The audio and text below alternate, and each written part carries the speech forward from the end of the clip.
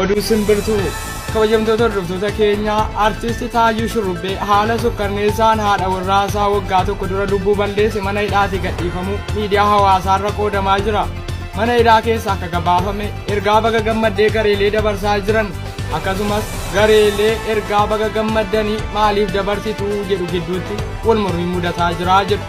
Haala kanaan artisti Taajuu Shurrubbee haadha warraasaa haala yaaddessaa fi abdii kutachiisaa ta'een kan qalee lubbuu balleesse yoo ta'u biyya Jaarman keessatti hidhaa waggoota muraasaaf ture keessaa ba'uun miidiyaa hawaasaaf mata duree ta'eeraa jedhu.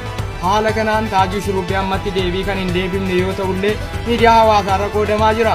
Kun dubartoota biratti dallantuu guddaa kan uumaa jiru lubbuu namaa balleessanii waggoota amma kana hidhamanii gabbaafamuun cubbuudhaa kanneen jedhan jiru.